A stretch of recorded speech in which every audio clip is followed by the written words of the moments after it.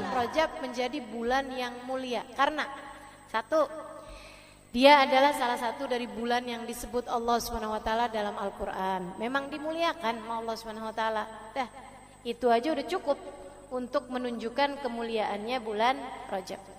Kemudian yang kedua, karena Rajab itu adalah merupakan gerbangnya Ramadan. Gerbangnya Ramadan.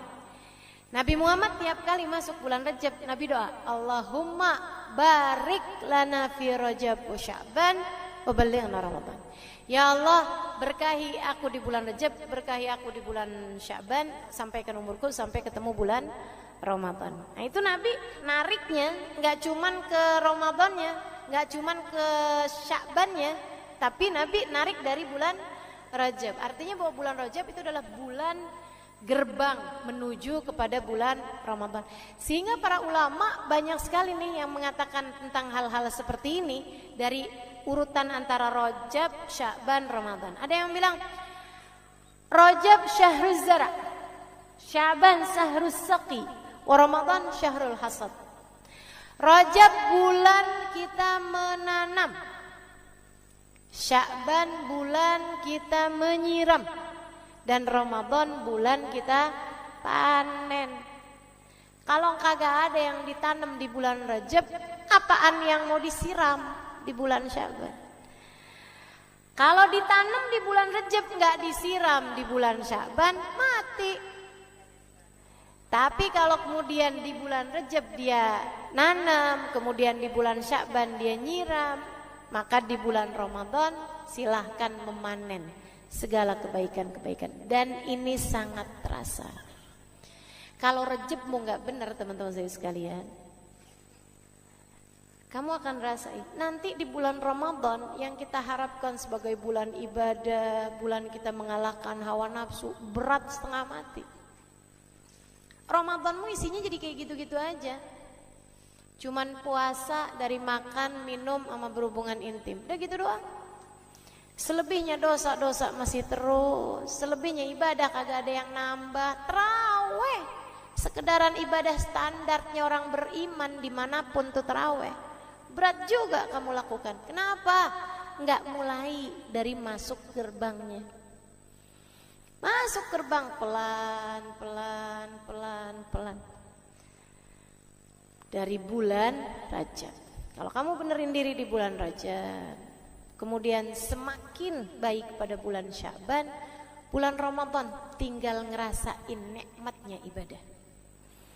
Tinggal ngerasain bagaimana sungguh-sungguh memiliki hubungan sama Allah Subhanahu wa taala.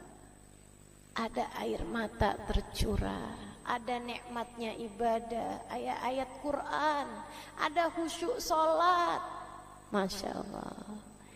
Ada senyum lebarmu di hari akhirat ketika kamu melihat pahala-pahala Ramadanmu dibukakan untukmu. Mesti mulai dari bulan Rajab. Oh pantesan ya, saya tuh kalau Ramadan gitu-gitu aja. Iya, nggak pakai persiapan. Segala-gala kalau nggak pakai persiapan nggak maksimal. Betul. Makanya teman-teman saya sekalian siapin dari sejak bulan ini nih, bulan Rajab. Dia bulan gerbang menuju Ramadan. Sayyidil Hibzain bin Smith, guru saya, guru kita semua, harapan saya. Beliau mengatakan Rajab syahrut takhalli, wa Sya'ban syahrut tahalli, wa Ramadan syahrut tajalli.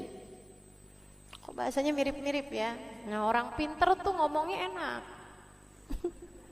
Habib Zain ya, pinter luar biasa ngomongnya enak.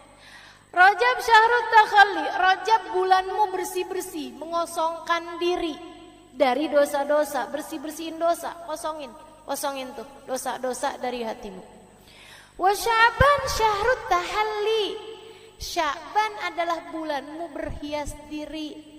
Habis dibersihin, sekarang tinggal tuh dipasangin interior yang bagus, ibarat kamar. Yang gitu ya. Ramadan syahrut tajalli. Ramadan adalah bulan kamu naik ke pelaminan. Bulan kamu bersanding. Ini barat pengantin nih. Bulan Rajab adalah bulan dia bersih-bersihin badan, mandiin, dilulurin gitu kan, bersih-bersihin. Bulan Sya'ban, bulan dimilih, milih baju pengantin, bulan dia berhias, milih make upnya, milih tempat tidurnya, milih pakaian tidurnya, milih segalanya. Ramadan adalah bulanmu menikah. Saudaraku sekalian saya muliakan, ini bukan kepada manusia tapi antaramu sama Allah. Dosa-dosa udah kebanyakan. Berapa bulan loh? 9 bulan. Iya kan? Wah, udah banyak bener nih dosa-dosa kita nih. Ini gimana nih caranya nih? Kosongin. Biar semuanya menjadi terampuni. Kalau udah kosong, bulan Sya'ban hiasin hatimu. Hati yang udah kosong dihiasin. Dihiasin dengan apa? Tidak ada penghias hati lebih dari sesuatu yang indah. Dihiasi dengan yang indah. Oke, boleh. Yang indah apa? Yang indah namanya Muhammad. Maka bulan Sya'ban banyaklah bersolawat kepada Nabi Muhammad. Hatimu akan terhias. Dan subhanallah, turun firman Allah, innallaha wa malaikatahu yusalluna 'alan nabi. Ya ayyuhalladzina amanu sallu alaihi wa sallimu taslima. Pada bulan Sya'ban. Karenanya Nabi Muhammad mengatakan, Rajab syahrullah, Rajab bulannya Allah. Sya'ban syahri, Sya'ban adalah bulanku. Rajab bulan perbaikan hubunganmu dengan Allah, Sya'ban bulan perbaikan hubunganmu denganku. Kata Nabi, deketin dirimu kepada aku akan menghiasi hatimu sehingga menjadi hati yang pantas dipandang Allah dengan pandangan cintanya. Deketi Nabi Muhammad di bulan Sya'ban. Kalau itu udah kamu lakukan, Rajab dosamu terampuni dengan kamu banyak istighfar. Sya'ban kamu menjadi dekat dengan Nabi Muhammad dengan banyak baca sholawat. Ramadan bersiaplah mendapatkan segala karunia-karunia dari Allah Subhanahu wa ta'ala. Gitu teman-teman saya sekalian. Kalau pengen ngerasain nikmatnya Ramadan, bukan dengan mempersiapkan menu buka puasa, akan tetapi persiapkan hatimu untuk mendapatkan rasa-rasa yang hanya hamba-hamba tercinta yang dapat merasakannya. Kalau rasa enaknya makanan semua orang ngerasain. Fir'aun ngerasain, Bu Jahal, Bu Lahab semua ngerasain. Rasa nikmatnya makanan doang mah. Semua orang yang paling dimurka sama Allah, yang gak diizinin sama Allah buat sujud barang serakaat pun teman-teman saya sekalian, yang lisannya gak pernah diizinkan Allah untuk memanggil namanya barang sekalipun dikasih nikmatnya makanan. Kalau yang kamu kira dengan nikmatnya Ramadan hanyalah sekedar nikmatnya makanan. Akan tetapi yang dimaksudkan dengan nikmatnya Ramadan adalah rasamu kepada Allah Subhanahu wa ta'ala. Kayak apaan rasanya yang gak bisa diceritain. Namanya rasa. Rasa hanya bisa dirasakan, gak bisa diceritain. Kamu akan tahu rasa nikmatnya. Sama kayak ada orang nanya sama kamu, mau-maunya sih hadir pengajian, ya ampun duduk sesek-sesekan, diem aja. Berapa lama tuh? 2 jam, ya ampun.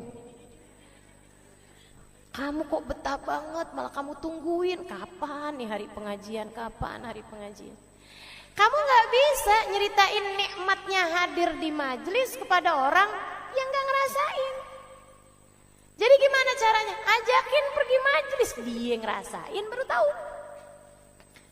Pengajian kapan lagi sih? Nah loh, udah ngerasain. Nah ini teman-teman saya sekalian, kalau pengen ngerasain nikmatnya Ramadan, nikmat yang sampai bikin kamu tahu gak ada nikmat lebih nikmat daripada nikmatnya ibadah kepada Allah. Gak ada nikmat lebih nikmat daripada merasa cinta kepada Allah. Gak ada nikmat lebih nikmat daripada nikmatnya takhasyuk, tawadhu di hadapan Allah Subhanahu wa ta'ala. Gak ada nikmat lebih nikmat daripada nikmatnya munajat kepada Allah Subhanahu wa ta'ala. Pengen ngerasain nikmat-nikmatnya ibadah, mulai dari bulan Rajab teman-teman sekalian. Gerbangnya masuk yang benar, berhias yang benar, biar pantas kamu, bersih-bersih yang benar, biar nanti pantas diterima. Jadi orang masuk Ramadan enggak pakai siap-siap dari Rajab kayak pengantin, kagak bersih-bersih. Habis itu sesudahnya nggak dandan, jadi masih belepotan. Habis itu habis jatuh dari got, kemudian menuju pelaminan, kawini aku, terimalah aku. Lah, yang ada pengantennya, yang ada calonnya kabur, teman-teman saya sekalian, nggak mau dia. Bagaimana diterima? Maka demikian pula dengan kita mau masuk kepada bulan Ramadan, persiapannya yang benar, maksimalin, insya Allah. Nah, apa persiapan yang bisa kita lakukan di bulan Rajab ini? Ada 3 hal, saudara sekalian, kamu bisa perbanyak ketiganya di bulan Rajab. Yang pertama, zikir, dan sebaik-baik zikirnya adalah istighfar. Ya, istighfar yang banyak, istighfar di bulan Rajab, terutamanya baca Allahumma ufirli warhamni watub alayya 70 kali ba'da subuh, 70 kali ba'da maghrib. Ustazah, itu katanya hadisnya dhaif. Sejak kapan istighfar kamu nyari hadis? Kenapa kalau disuruh istighfar kamu nyari hadis? Kalau kamu mau nonton, mau ngapa-ngapain, kagak ada tuh nyari hadis. Iya kan, kalau ibadah kan mesti ada tuntunannya. Istighfar tuntunan dari Allah, bukan? Fastaghfiru rabbakum innahu kana ghaffara. Siapa yang suruh? Allah. Beristighfarlah kalian kepada Allah, innahu kana ghaffara. Sesungguhnya Allah Subhanahu wa taala Maha Pengampun. Idza jaa nasrullahi wal fath wa ra'aitan nasa yadkhuluna fi dinillahi afwaja fasabbih bihamdi rabbika wastaghfir. Fasabbih bihamdi rabbika. Bertasbihlah kamu kepada Allah, wastaghfiruh, dan mohon ampunlah, istighfarlah padanya. Innahu kana tawwaba. Gitu. Jadi banyakin istighfar, terutamanya baca Allahumma ufirli warhamni watub alayya. Habis subuh 70 kali, sama ba'da maghrib atau ba'da isya 70 kali. Kalau bisa sambil ngangkat tangan, kerjainnya langsung habis salam. Assalamualaikum warahmatullahi wabarakatuh. Assalamualaikum warahmatullahi wabarakatuh. Kalau lagi sholat, kalau lagi mens, sudah, ya udah nggak apa-apa, baca aja tetap. Pagi hari 70 kali, sama malam hari ba'da maghrib jam-jam segitu ya, baca juga 70 kali. Kalau bisa tetap dengan angkat tangan sebagai salah satu cara kita agar doa kita diijabah. Kita baca Allahumma ufirli, ya Allah ampuni, warhamni, ya Allah sayangi, watub alayya, ya Allah kembalikan aku di jalanmu. Masih kadang suka nyasar-nyasar, ya Allah tolong balikin lagi, ya Allah balikin lagi, ya Allah. Gitu. Allahumma ufirli warhamni. Ustazah udah biasanya Rabbi ufirli warhamni watub alayya. Boleh apa enggak? Boleh. Tapi memang lafadznya yang dari hadis yang saya terima dari guru-guru itu ya, pakainya Allahumma. Allahumma ufirli warhamni watub alayya. Siapa hadisnya berbunyi?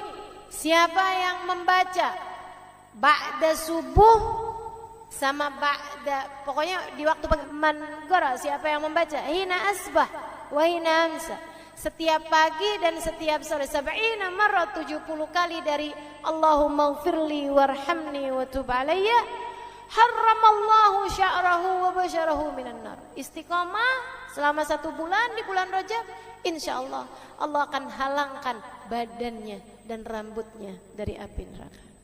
Artinya Allah akan ampuni dosa-dosanya, teman-teman sekalian. Dapetin ampunan kita dari Allah, insya Allah. Niat kita ngerjain?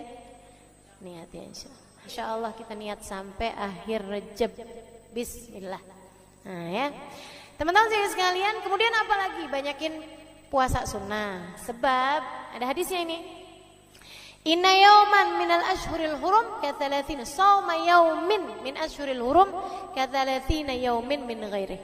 Sesungguhnya puasa 1 hari di bulan-bulan mulia, salah satunya Rajab, itu adalah setara 30 hari di bulan-bulan yang lain.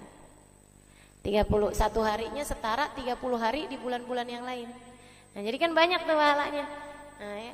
Apalagi yang masih punya hutang puasa di bulan Ramadan, ya dah bayarin mumpung masih bulan Rajab. Kalau udah masuk bulan Sya'ban pertengahan, itu udah udah lampunya udah kuning. Kalau udah nyampe ke masuk bulan Ramadan lagi udah merah lampunya, yang artinya kamu kena denda.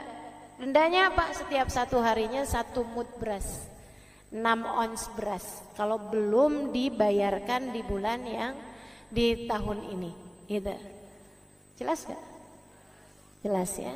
Jadi seperti itu teman-teman sekalian. Jadi yang masih punya utang-utang puasa Ramadan, nih bayarin di bulan Rajab ini, nah, kamu akan dapat juga insya Allah pahala puasa Rajab gitu. Mudah-mudahan dapat diamalkan. Dan yang terakhir, amalan yang bisa kita lakukan di bulan Rajab, menghidupkan malam dengan banyakin doa. Kapan malamnya? Hanya ada 2 malam. Malam 1 Rajab, itu salah satu dari malam-malam yang doa tidak ditolak Allah. Dan yang satunya lagi yang kamu bisa hidupkan malamnya, malam 27 Rajab, malam yang Allah SWT pilihkan untuk baginda kita Nabi besar Muhammad alaihissalam mendapatkan kemuliaan pada malam tersebut berupa di Isra Mi'rajkan oleh Allah Subhanahu wa Ta'ala. Maka insya Allah mudah-mudahan kita sebagai umatnya juga di Mi'rajkan sama Allah, dinaikkan sama Allah. Apanya? Derajatnya. Apanya? Dinaikkan kita dari kubangan hawa nafsu kita menuju taatnya hawa nafsu kita. Dari hawa nafsu yang ammarah bisu mengajak kepada keburukan, naik insya Allah menuju ke lawamah, hingga naik lagi menuju ke mutmainnah, hawa nafsu yang tenang. Dimi'rajkan kita insya Allah, dari dosa-dosa kita dinaikkan menuju taat pada Allah Subhanahu wa Ta'ala. Dari yang asalnya nih kalau diterima sama Allah nih ibadah-ibadah kita nih di bulan Rajab nih teman-teman saudara sekalian, ini balasannya dari Allah bukan main-main. Kita lihat yang asalnya gampang ngerjain dosa jadi berat ngerjain dosa. Yang asalnya gampang ngomong kasar, ngomong kotor, bohong, begitu diterima nih di bulan Rajab jadi nggak gampang lagi. Kamu akan lebih mampu untuk menjaga diri, pertanda bahwasanya dosa-dosamu telah diampuni oleh Allah Subhanahu wa Ta'ala, dan kamu telah dimi'rajkan dari dosa-dosamu menuju taat pada Allah Subhanahu wa Ta'ala. Amin ya rabbal alamin. Bismillahirrahmanirrahim. Nawaitu ta'allum wa ta'lim والنفع والانتفاع والمذاكرة والتذكير والإفادة والاستفادة والحث على التمسك بكتاب الله وسنة رسول الله صلى الله عليه وآله وسلم والدعاء إلى الهدى والدلالة على الخير ابتغاء مرضاته وقربه وثوابه وحسن الخاتمة مع اللطف والعافية وصلاح العاقبة برحمتك يا أرحم الراحمين. إلى حضرة النبي محمد صلى الله عليه وسلم وآله وصحبه وأزواجه وذريته وأهل بيته وسلم وجميع الأنبياء والمرسلين والأولياء أجمعين أن الله يغفر لهم ويرحمهم ويعلي درجاتهم في الجنة وينفعنا ببركاتهم وأسرارهم وأنوارهم وعلومهم ونفعاتهم في الدين والدنيا والآخرة. الفاتحة. Baca bersama-sama. A'udzu billahi minasyaitonir rajim. Bismillahirrahmanirrahim. Alhamdulillahi rabbil alamin. Arrahmanir rahim. Maliki yaumiddin. Iyyaka na'budu wa iyyaka nasta'in. Ihdinas siratal mustaqim. Siratal ladzina an'amta 'alaihim ghairil maghdubi 'alaihim waladdallin. Amin. Taqabbalallah minna wa minkum, taqabbal ya karim. Warraghbah fid dunya, sementara rakus ambisi terhadap dunia, tukatsirul ham, bikin banyak sumpah, wal hazan, dan bikin banyak kesedihan. Bikin sedih badan kita, bikin sedih hati kita, bikin sumpek dan bikin akhirnya jadi berpenyakit ya badan kita ini. Ar-raghbah fid dunya. Wal batalah, sementara batalah kalau di situ diartiin apa batalah? Nganggur ya benar. Cuman bahasa yang enak apa ya? Tugasil galba, lalai dari Allah, maksudnya ya nggak kepengen dunia juga, nggak kepengen akhirat juga gitu. Kayak gabut. Anak zaman sekarang bahasanya gabut ya. Gabut itu apa sih sebenarnya? Nggak ada kerjaan gitu kan? Itu kayak ada singkatan nggak butuh gitu kali ya dari itu ya. Nggak ngapa-ngapain gitu, pengangguran aja gitu nggak jelas. Wal batalah tuh terlena, nganggur gitu kan, tidur mulu gitu, luntang lantung. Ada orang luntang lantung gitu kan, dibilang luntang lantung, dibilang lantung luntang. Tugasil galba, bikin keras hati. Bikin keras hati. Nganggur tuh penyakit bahaya memang. Bahaya. Wa qala alaihi salatu wassalam, dan bersabda pula baginda Nabi besar Muhammad, Naja awalu hadhihi al-umma bizuhdi wal yaqin. Awal umat ini terselamatkan dengan zuhud wal yakin, dan dengan keyakinan yang kuat. Wasayahlik akhiruha bil hirsi wa tulil amal, dan akan hancur akhirnya umat ini, akan hancur disebabkan hirs, ambisi terhadap dunia, wa tulil amal, dan panjang angan-angan. Wa ma warada minal ayati wal akhbar wal athar fi dammi dunya wa dammil muhibbina laha warraghibina fiha wa dammil hirsi 'alaiha kharijun anil hasr. Dan apa yang warid, apa yang datang dari ayat, hadis, athar itu yang disampaikan oleh Nabi maupun para ulama, fi dammid dunya, dalam celaknya dunia, maksudnya mengenai betapa buruknya dunia, betapa buruknya orang-orang yang mencintai dunia, betapa buruknya orang yang ambisi terhadap dunia, dan mil hirs 'alaiha, betapa buruknya orang yang rakus terhadap dunia. Banyak sekali kharijun anil hasr, enggak bisa kehitung. Ayat, hadis maupun ucapan para ulama mengenai betapa buruknya dunia, betapa buruknya para pecinta dunia dan lain sebagainya, ini banyak banget hadisnya, keterangannya enggak kehitung.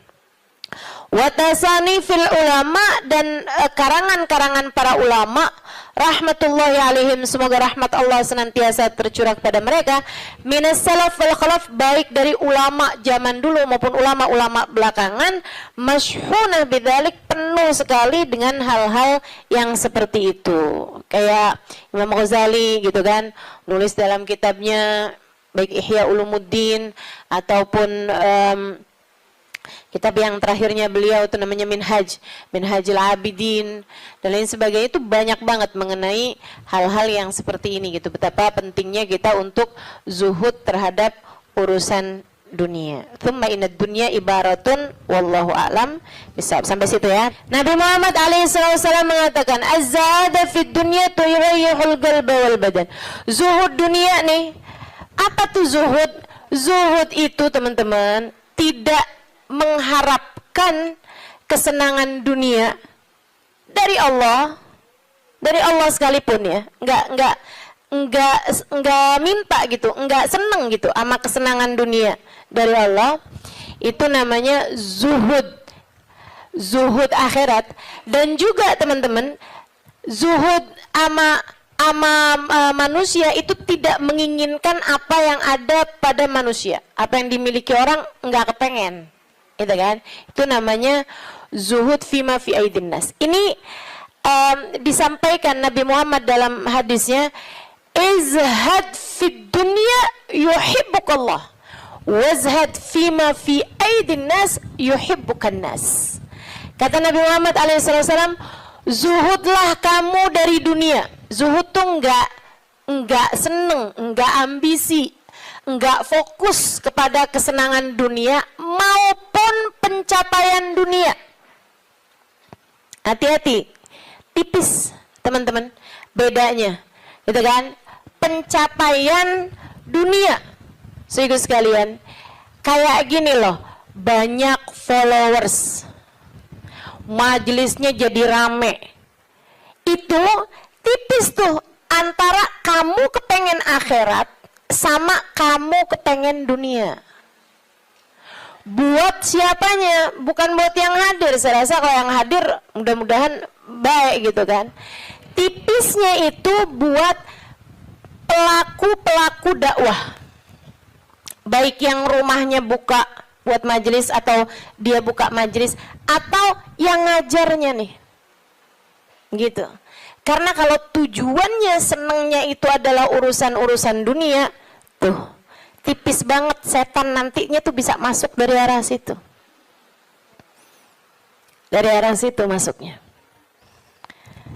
Izhad fid dunia, kata Allah SWT. Makanya dari tipisnya nih yang saya sebut tadi itu ya, kayak keinginan kamu tuh dunia apa akhirat, keinginan kamu tuh pujian manusia atau pujian Allah. Itu sampai-sampai banyak dari para wali-walinya Allah Subhanahu wa taala meninggalkan kemasyhuran dunia karena khawatir sama hatinya. Banyak saudaraku sekalian. Sampai ada di antara para wali itu yang sampai berpura-pura nyuri, sampai dikejar orang gitu kan. Kenapa dikejar orang? Karena yang dia curi adalah bajunya seorang perempuan yang lagi mandi. Ada orang lagi mandi, wali loh yang ngerjain. Untung belum zaman viral internet ya. Ini kalau zaman viral internet kayak apaan tuh, orang ngejudge dia tuh kan, udah nganggepnya udah hancur banget dah gitu. Tapi memang itu yang dicari sama beliau. Yang dicari sama beliau adalah menghindar dari kepopuleran, menghindar dari apa yang orang-orang cari dari kemuliaan dunia, karena khawatir hatinya terselip rasa keinginan untuk dianggap mulia di dunia, menghancurkan kemuliaannya di akhirat. Serem bener buat orang-orang kayak saya yang sama Allah dikasih pegang mic di depan, ya kan? Teman-teman saya sekalian, nggak gampang. Makanya kalau ada yang bisa kamu lakukan untuk saya, doain, biar bisa ikhlas, doain, biar bisa benar gitu, jaga hati, doain, biar disayang Allah gitu. Kesian nih, begitu udah masuk nih setan, teman-teman saya sekalian, setan tuh ya datang ke pedagang beda, datang ke orang awam beda, datang ke ulama beda lagi. Waduh, yang datang ke ulama nih setannya juga ulama. Setannya juga kelas profesional, gitu kan? Jadi nggak ecek-ecek gitu loh. Setannya juga setan-setan berkelas, teman-teman saya sekalian. Nah itu kan yang belum tentu selamat gitu, belum tentu selamat. Masya Allah. Ada tuh zamannya Imam, siapa ya? Ada Imam Ghazali cerita dalam Ihya-nya. Kita suka ketawa-ketawa tuh dengerin cerita Imam, maksudnya kalau baca ceritanya Imam Ghazali yang begitu-begituan. Kata Imam Ghazali dalam Ihya-nya tuh, ada orang atau di Minhaj ya, wallahu a'lam, pokoknya salah satu kitab Imam Ghazali lah. Imam Ghazali cerita, ada orang dia itu ulama, teman-teman. Cuman ulamanya itu masih suka yang ya gitulah, masih ada kesenangan-kesenangan dunianya. Senang sama popularitas, senang sama dimuliain orang, senang sama ini sama itu sama ini sama itu. Ada satu ulama khomul, ulama yang lain nih, ulama yang nggak seneng namanya terkenal, nggak seneng, dia nggak seneng sama urusan begituan, urusannya antara dia sama Allah, tapi ilmunya luar biasa. Ulama yang kedua nih, yang kedua. Ini ulama yang pertama nih, saya nggak inget namanya gitu ya. Dua-duanya nih saya nggak inget namanya. Nah, ulama yang pertama nih, dia lagi khutbah Jumat, teman-teman saya sekalian. Dia ngomong sesuatu yang dinisbatkan kepada ulama yang kedua yang nggak senang keterkenalan apa ini, teman-teman. Dia ngomong bahwa saya pernah dengar kayak, kan ada orang-orang itu ya Allah, mudah-mudahan Allah bersihkan hati kita semuanya nih ya. Ada orang-orang yang kalau cerita sama orang lain, bahkan di mic sekalipun, senang menunjukkan kedekatannya sama ulama yang lain atau sama orang-orang yang berilmu, guru-guru apa segala macam gitu kan ya. Yang tujuannya adalah biar orang tahu nih, gua deket sama si ini, gua deket sama si itu. Paham maksud saya? Mudah-mudahan Allah selamatkan hati saya. Mudah-mudahan Allah selamatkan hati kita semua. Sehingga sekalian, dia bilang tentang ulama B nih. Dia bilang, saya pernah dengar syekh ini mengatakan gitu kan. Syekh itunya hadir di majelis tersebut. Ya. Dan yang diomongin sama syekh A ini tentang syekh B, itu nggak pernah diomongin sama syekh B-nya. Paham? Jadi ulama A ini bohong tentang ulama B. Bohongnya di khutbah Jumat cuman untuk menunjukkan betapa dekatnya dia sama ulama B tersebut itu. Dia ngomong kayak begitu, sehingga sekalian, tahu apa yang dikerjain sama ulama B? Ulama B ini yang, kenapa nih anak? Beliau berdiri nyabut bulu ketiak di tengah orang banyak. Beliau berdiri nih, beliau berdiri kemudian nyabut bulu ketiak. Heh, Syekh, kurang ajar kamu. Ini waktunya khutbah. Saya nggak pasti itu khutbah Jumat atau khutbah yang lain nih ya. Ala kulli hal, Syekh, ngapain kamu di waktunya khutbah, kamu malah cabut bulu ketiak? Duduk Syekh, nggak punya adab. Kata Syekh B ini, kamu yang nggak punya adab nak. Kamu yang nggak punya adab Pak. Kenapa kamu mengingatkan saya untuk sesuatu hal yang sunnah? Nyabut bulu ketiak, kalau salah memang hari Jumat ya. Nyabut bulu ketiak hari Jumat hukumnya sunnah.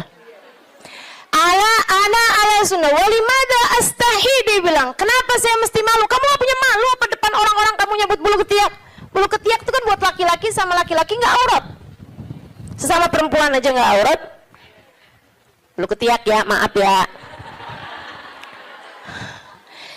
Teman-teman sekalian, beliau bilang walimada astahi. Kenapa saya mesti malu? Ana ala haq wa anta alal batil. Saya mengerjakan barang hak, kamu mengerjakan barang batil.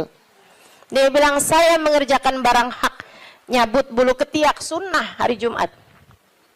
Dia bilang kamu ala batil. Karena kamu menceritakan tentang saya sesuatu yang tidak pernah saya katakan. Saya Syekh Fulan, sebutin nama dia namanya. Ya Allah, merah padam mukanya. Seram, teman-teman, seram. Ya gitulah. Kadang-kadang tuh sampai tipis banget keinginan dakwah atau keinginan pamer. Tipis. Setannya tuh ngebisikin sampai kayak suara semut. Katanya Nabi Muhammad alaihi salatu wassalam, "Ar-riya yadhubbu ala ummati kadzabibin naml." Riya itu bersuara di hati umat saya kayak suaranya semut. Nyaris enggak kedengeran. Enggak kedengeran suaranya. Antara kamu seneng agama Allah jadi tinggi atau kamu seneng nama kamu jadi tinggi.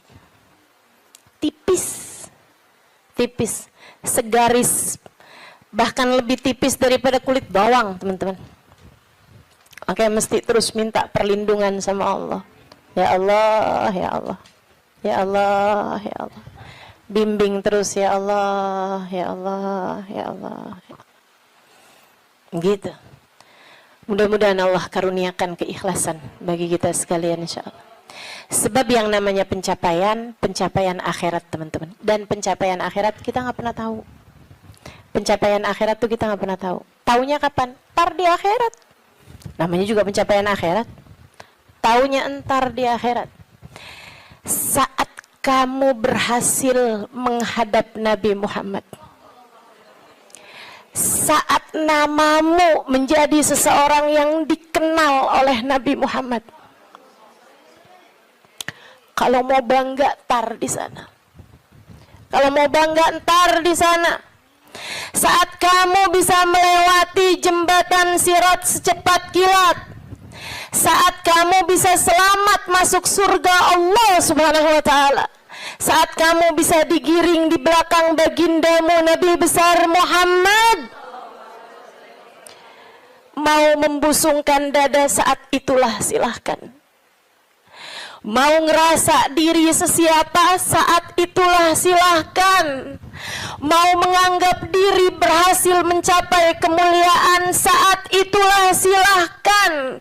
Mau menganggap diri mencapai pencapaian dalam dakwah saat itulah silahkan.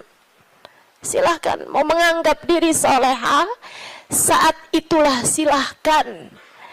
Jika sampai namamu dipanggil oleh Nabi Muhammad, jika sampai kamu diperkenankan bersalaman dengan Nabi Muhammad, jika sampai Nabi Muhammad berkata raditu biki, aku ridho kepadamu, saat itulah silakan melayang-layang teman-teman.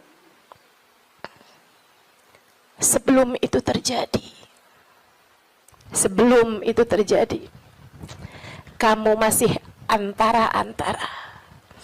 Kamu masih ada di tepi jurang. Selagi itu belum terjadi, kamu masih ada di persimpangan jalan antara dinaikkan kepada Allah atau dihancurkan oleh Allah Ta'ala.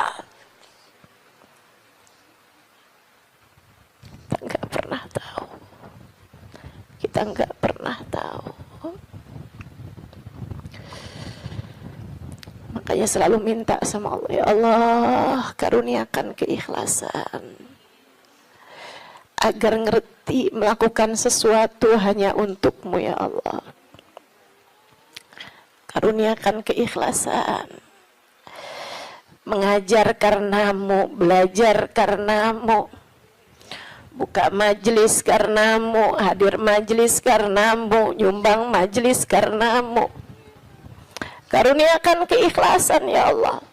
Salat karenamu, sedekah karenamu, bantu orang karenamu. Begitu enggak lillah, dilepeh sama Allah teman-teman, jadi apa? Enggak jadi apa-apa.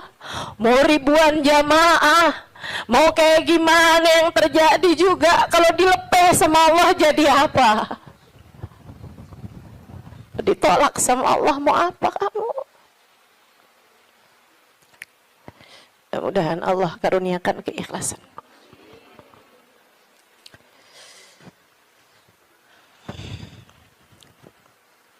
Az-zahada fid dunya, zuhud di dunia, zuhud dunia, ngarepnya cuma Allah semata.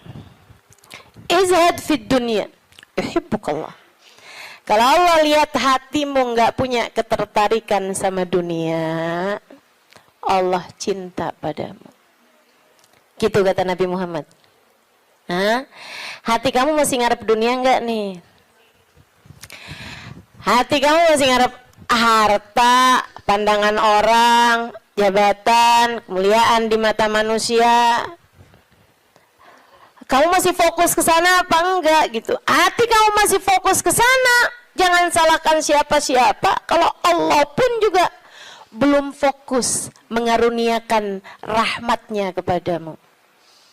Sebab aturannya jelas, kata Nabi Muhammad, izhad fid dunya yuhibbukallah. Bagaimana mungkin Allah akan menempati hatimu jika hatimu masih penuh sesak dengan selainnya? Teman-teman, kamu kalau mau taruhin di kamarmu itu lemari baru, tempat tidur baru, kamu mesti keluarin yang lama. Kalau kamarmu itu masih banyak banget barang-barang lain, yang nggak mungkin yang baru bisa masuk ke dalam kamarmu. Kan begitu? Hati kamu juga gitu. Hati kamu juga gitu. Sehingga sekalian yang saya muliakan, bagaimana mungkin Allah akan berkenan bertahta di hatimu jika hatimu selama ini masih penuh sesak dengan selainnya? Penuh sesak dengan selainnya, penuh sesak dengan anggapan orang, penuh sesak dengan cinta manusia.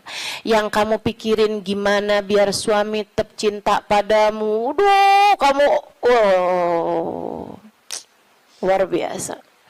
Siapa yang lagi di WhatsAppin sama suami, siapa yang lagi diteleponin sama suami, sekarang suami lagi di mana, sama siapakah, jangan-jangan dia sedang berada dalam pelukan perempuan yang lain. Waduh, bagaimana kamu berharap Allah bertahta dalam hatimu jika hatimu penuh sesak dengan selainnya? Teman-teman, keluarkan nya yang kecil-kecil agar nya yang besar berkenan bertahta di hatimu. Keluarin yang lain-lain. Keluarin perkara harta, perkara cinta manusia, pujian orang, semuanya keluarin.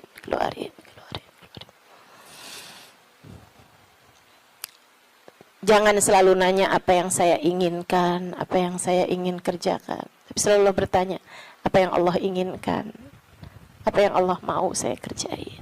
Terus gitu. Hidup belajar terus insya Allah. Izhad fid dunya, kata Allah. Kalau Allah lihat hati kamu kosong dari mencintai dunia, Allah akan bertahta di dalamnya. Allah akan cinta kepadamu, teman-teman. Yuhibbukallah, kamu akan dicinta sama Allah kalau begitu. Wazhad fima fi aidin nas yuhibbukan nas. Kamu pengen dicintai sama orang, cintai disenengin sama manusia, seenggaknya gitu punya teman-teman baik, punya kawan-kawan baik gitu. Orang nggak jauh dari kamu, itu juga nggak apa-apa, bagus. Caranya, katanya Nabi Muhammad, izhad fima fi aidin nas. Zuhudlah kamu dari apa yang dimiliki sama orang. Jangan selamitan, jangan kepengen apa yang dipunya sama orang. Orang gak seneng loh kalau kita tuh kayak yang, ih bagus, mau dong. Gak seneng, teman-teman. Ustazah kerudungannya cakep-cakep, Ustazah boleh gak buat saya? Misalnya gitu. Saya ngomong sama Ustazah Khadijah. Tuh ya. Gak bagus, teman-teman, gak bagus. Dan itu kamu gak akan disenengin sama orang kalau caramu kayak gitu tuh. Minta aja gak disenengin sama orang, apalagi ngambil. Kan ya, udah pasti tuh orang gak seneng. Orang itu, teman-teman, punya banyak sekalipun gitu kan, kalau diminta tuh, kecuali para wali-walinya Allah, kecuali para orang-orang lain itu mah tingkatannya, ya kan. Tapi kalau diminta tuh gak seneng itu juga gitu. Walaupun mintanya nggak yang dengan bahasa-bahasa yang ini gitu, terus terang, tapi kayak bahasa sindiran gitu kan. Kerudungannya banyak, boleh kali Ustazah, yang ini cakep nih, gitu kan? Enggak boleh, nggak baik kayak begitu. Kamu menurunkan kemuliaanmu, teman-teman. Yang kata Nabi Muhammad tuh, 1 titik hitam di wajahmu di akhirat nanti setiap kali kamu meminta kepada orang lain. Izhad fima fi aidin nas. Apalagi kalau sampai kamu, hati kamu nggak pernah tertarik sama apa yang dipunya sama orang. Oh, dicinta sama Allah. Saya ceritain tuh di buku Bidadari Bumi 2 tentang seorang perempuan yang diceritain sama Hubabah Nur. Sedikit sekalian saya muliakan, saya lagi ngobrol sama Hubabah cerita tentang orang ini. Tuh bahwa ada tuh 5 orang tuh. Emang bener nih hadisnya Nabi yang ini bener banget. Ra'aituhu bi'aini kata beliau. Saya lihat dengan mata saya. Dia bilang ada 1 orang Alimah. Itu beliau si perempuan ini, saya bolak-balik ngelihat di undangan, di kondangan, tuh ya, di pesta-pesta gitu, perkawinan kayak gitulah, kondangan-kondangan, bajunya itu terus. Saya tahu kalau dia ini miskin karena bajunya itu terus, gitu kan? Orang di Tarim itu kalau keluar semuanya pakai baju hitam. Nah, kalau baju hitam kan susah nandainnya kan yang sama semua, betul apa enggak?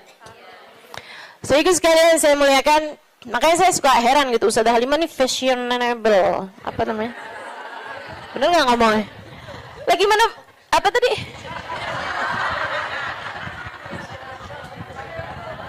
Gimana ngomongnya? Ah itu dah, pokoknya itu dah. Lah orang saya tiap hari pakai hitam, begitu ya. Sedikit sekalian. Nah ini kan kalau keluar mah agak susah ditandain karena kan semuanya hitam gitu. Tapi kan kalau pas kondangan tuh, orang sana itu kalau kondangan dalam ruangan semuanya perempuan, mereka dandan. Mereka pakai baju gitu kan. Pakai baju yang berwarna-warni, ya. Pakai baju warna-warni, nggak ada yang pakai baju hitam tuh. Nggak ada yang pakai baju hitam.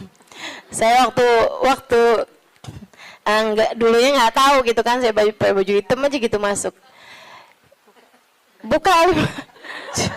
Waduh gimana nih mau buka ya. Habisannya terus udah ngerti gitu lama-lama.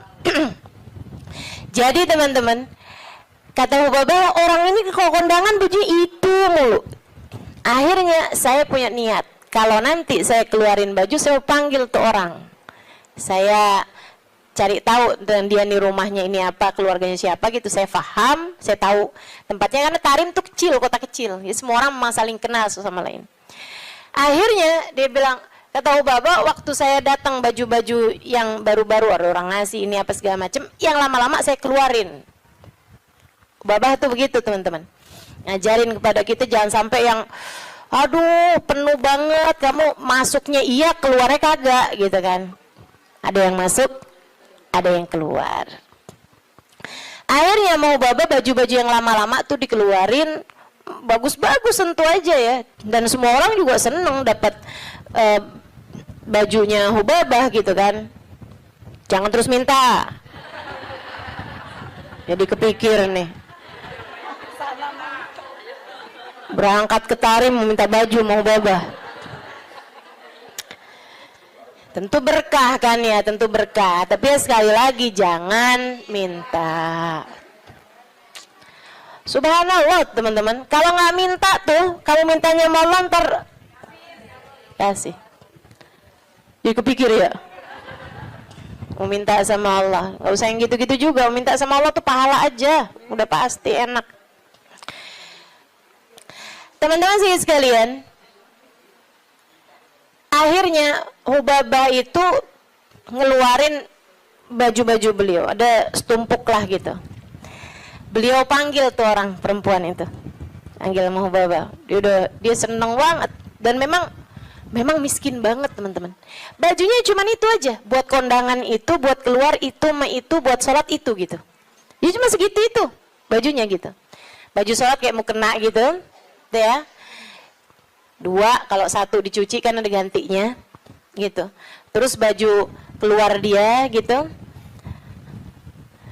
Baju hitam 1, terus baju hari-harinya dia kayak daster gitu buat di rumah, 2 potong 2 biji gitu, tuh 1-nya lagi baju buat kondangan. Udah gitu aja, simple hidupnya. Sehingga sekalian dipanggil tuh perempuan sama Hubabah. Kata Hubabah, saya habis ngeluarin baju-baju nih, silahkan kamu pilih yang mana yang kamu mau, sisanya tolong bagiin. Kamu yang bagiin, gitu, sama siapa yang kamu mau deh gitu. Di depan Hubabah nih, majelis nih, dia bilang, oh gitu Hubabah, Masya Allah Hubabah, Masya Allah, mudah-mudahan Allah berkahi Hubabah, mudah-mudahan Allah doain panjang lebar gitu. Saya pikir orang alhamdulillah ya, saya memberi kepada orang yang tepat nih gitu. Orangnya seseneng itu gitu dikasih baju. Makasih Bapak, makasih. Mudah-mudahan Allah tambahin Bapak, mudah-mudahan doa apanya. Habis itu dia sama satu, wah ini cocok nih buat ponakan saya nih. Kata, wah ini cocok nih buat teman saya sih itu. Saya lagi, wah cocok nih buat adik saya nih. Ini cocok nih buat tangga saya. Ini cocok. Sampai habis semuanya nggak ada satu pun yang buat dia. Kata Hubabah, begitu semuanya buat orang lain tanpa ada satu pun yang buat orang tersebut. Ya Allah, 5 saat itulah saya jatuh cinta padanya. Bener banget yang Nabi Muhammad bilang, izhad fima fi aidin nas yuhibbukan nas. Ketika kamu tidak tertarik sama apa yang dipunya sama manusia lain, sama orang lain, justru manusia akan cinta padamu. Manusia ini memang unik. Allah tuh seneng kalau ada orang seneng sama apa yang dimiliki sama Allah, Allah seneng. Allah tuh diminta seneng. Allah itu kalau ada orang tertarik sama apa yang ada pada Allah, surga, gitu kan? Itu kan yang Allah janji-janjikan kan? Allah tuh kalau melihat orang tertarik sama surga, tertarik sama hisab yang mudah, tertarik ke perjumpaan dengan Allah, tertarik, Allah malah seneng teman-teman. Manusia nih justru kebalik.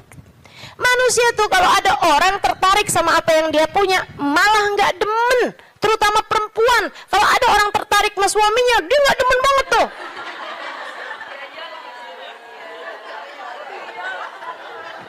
Ya iya kan, mang saya kan lagi bilang. Allah kan nggak gitu. Allah punya kekasih, namanya Muhammad. Kalau ada orang tertarik sama Nabi Muhammad, Allah seneng banget. Allah cinta banget, ya kan? Tapi kita kan nggak gitu. Kita punya tas, kalau ada orang tertarik sama tas kita, boleh dong. Nggak demen kita, betul? Kita lagi makan nih, terus ada yang kayaknya enak tuh yang di piring. Boleh nggak perkedelnya buat saya aja? Gedek apa seneng? Gedek teman-teman, nggak seneng, kesel kita. Gitu, emang manusia tuh kayak gitu. Sama apa yang dia punya, orang lain tertarik, dia nggak senang. Dia nggak senang. So itu sekalian yang saya muliakan, katanya Hubabah, begitu dia tidak tertarik sama apa yang saya punya, bahkan sama sesuatu yang udah saya bagiin, udah saya kasih sama dia, dia nggak tertarik terhadap dunia, saya jatuh cinta sama dia. Masya Allah. Saya langsung masuk lagi ke kamar, saya ambil baju yang saya sayangi, yang saya sukai, saya lipat bagus-bagus, saya kasihin sama dia, saya bilang yang ini untuk kamu, saya minta tolong sama kamu, pakailah baju ini buat kamu, saya nyari berkah dari kamu. Saya pengen dapat berkah kamu, tolong pakailah baju saya ini untuk kamu. Ubabahnya sampai tolong-tolong sama dia. Masya Allah. Tuh saudariku sekalian, orang tuh bisa mulia kayak gitu tuh. Jadi yang memuliakanmu tuh bukan harta. Sebagaimana yang sering saya sampaikan padamu, kemuliaanmu tidak ada pada harta, kemuliaanmu tidak ada pada tahta, jabatan, kemuliaanmu tidak ada pada rupa, kecantikan. Enggak gitu ya. Kemuliaanmu tidak ada bahkan pada ilmu. Kemuliaanmu tidak ada pada ibadahmu juga enggak. Teman-teman saya sekalian, ibadah mah kita kerjain aja. Tapi bukan berarti kamu udah ibadah terus kamu jadi mulia, enggak gitu juga. Kemuliaanmu ada pada Allah Subhanahu wa taala. Allah berikan kepada siapapun yang Dia kehendaki. Makanya nyari mulia, deketi Allah. Deketi Allah. Mudah-mudahan kita tidak dihalangkan untuk bisa dekat dengan Allah Subhanahu wa ta'ala. Itu zuhud, teman-teman. Suatu hal yang perlu banget buat kita minta. Ya. Katanya Imam Ghazali, kalau buat zuhud kayak zuhudnya orang-orang dulu, kayak zuhudnya para sahabat, oh kamu nggak sanggup tuh. Kamu nggak sanggup. Menjadikan semuanya buat Allah, kayak yang saya ceritain kemarin tentang Syaiban Ar-Ra'i. Semua kambing milik Allah Subhanahu wa taala. Yang dimauin sama Allah ya kita kasihin. Begitu kan? Kita nggak benar-benar punya, katanya Syaiban. Ini kalau mau zuhud-zuhud kayak orang-orang dulu gitu rada berat, teman-teman. Akan tapi kata Imam Ghazali, buat kalian ada 2 aja dah zuhudnya. Gimana tuh Imam? Zuhud buat kalian 2 aja. Yang nggak punya jangan tertarik, yang nggak punya jangan minta, jangan tertarik, jangan nggak ada urusan, gitu ya. Sama yang barang yang kita nggak punya, sama perkara yang kita nggak punya, kamu nggak usah minta, kamu nggak usah tertarik. Yang ada jangan dinikmati sendirian. Dunia yang kamu punya jangan dinikmati sendirian, bagi kepada yang lain. Yang kamu nggak punya nggak usah minta, bahkan kepada yang punya, yaitu Allah Subhanahu wa taala. Yang kamu nggak punya nggak usah tertarik gitu. Ustazah, jadi kita minta sama Allah pun juga nggak usah Ustazah. Ya kalau kamu nggak sanggup minta sama Allah aja lah, begitu kan? Minta sama Allah. Jangan sampai minta sama orang. Jangan minta sama suami. Teman-teman saya Ustazah serius nih nggak minta sama suami. Saran saya begitu. Kalau kamu mau ikut saya, saran saya begitu. Saya alhamdulillah sampai sekarang kayaknya hampir nggak pernah minta sama suami. Alhamdulillah. Ya Ustazah kan ada duitnya banyak. Ya sekarang duit saya banyak, teman-teman. Sekarang duit saya banyak. Ini saya ceritain ya, sekedar tahaddusan bin ni'mah. Saya itu pulang dari Tarim, teman-teman, nggak kenal duit. Saya itu kenal dari Tarim, itu bolak-balik, pergi kemana-mana kagak bawa duit. Masya Allah. Sampai suami sih ketawain saya dulu. Pernah gitu satu waktu, saya pergi majelis. Teman-teman pasti nggak tahu tuh, zaman saya belum terkenal. Tahun 2003, tahun 2002 gitu kan. Saya pernah ada majelis maulid. Banyak dulu majelis maulid yang saya hadir nggak diminta bicara, banyak. Saya berulang kali hadir di Al-Hawi nggak diminta bicara. Ya hadir aja nggak apa-apa. Kenapa emang? Kita ngarep berkah, teman-teman. Ustazah kalau sekarang hadir di Al-Hawi nggak diminta bicara, hadir apa enggak? Ya hadir lah. Beberapa tahun yang lalu juga saya hadir di Kuitang nggak diminta bicara, nggak apa-apa. Kenapa emang?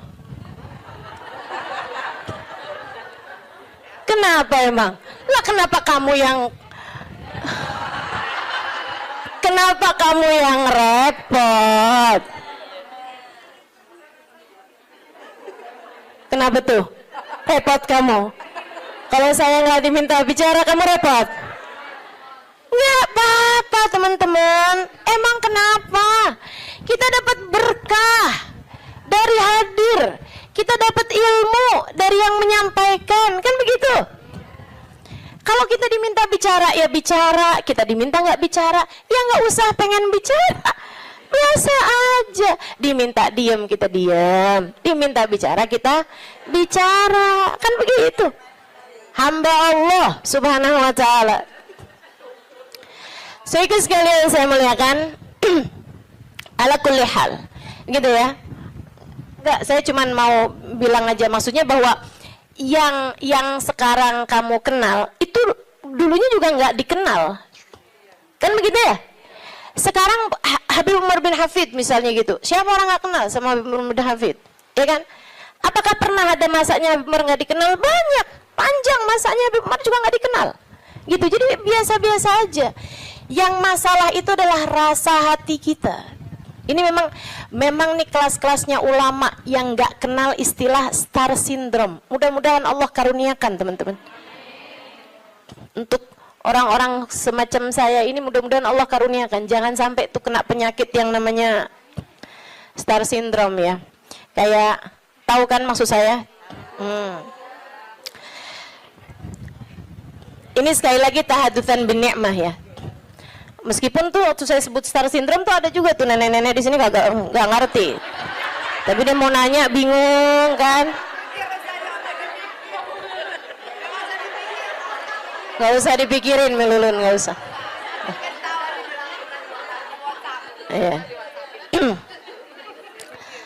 Sehingga sekalian, jadi tuh karena saya belum tahu tempat-tempat di Jakarta, itu dulu awal-awal kali saya datang ke sini dari pulang dari Hadramaut itu ada banyak majelis yang diantrinya sama suami saya.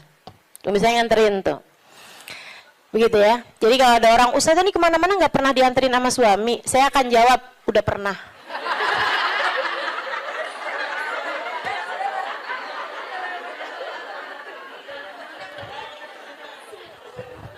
Udah pernah, tenang.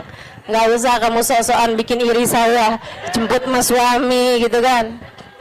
Sampai di saat nggak dijemput sama suami sekalipun, turun dari Gojek salim. Gara-gara kebiasaan dianterin sama suami.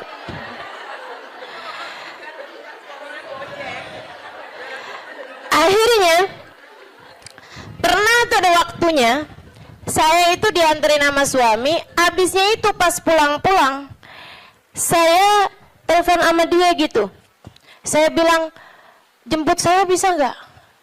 Dia bilang, waduh saya susah nih Halimah, saya jauh dari situ. Kamu tadi nggak bilang kalau disuruh jemput juga, saya pikir nganterin aja. Nah saya pulang sama siapa nih? Dia bilang, ya udah ajak siapa kek buat pulang ke rumah kamu. Naik apa? Panggil taksi aja kalau gitu. Duitnya dari mana? Dia bilang, kamu nggak punya duit? Nggak punya? Astagfirullah. Dia bilang, saya kawin sama siapa ini? Nggak ngerti duit. Masya Allah, Masya Allah. Sehingga sekalian, jadi cerita aja gitu. Nggak punya duit nggak bikin saya jadi hina, bukan? Nggak kenal duit, nggak ngerti duit zaman itu, nggak bikin saya hina. Sehingga sekalian, sekarang saya punya duit, nggak bikin saya jadi tambah mulia. Enggak, cuman jadi lebih gampang aja kalau nyari taksi. Kalau nggak ada yang nganterin, meskipun juga nggak perlu naik taksi ya sekarang, alhamdulillah.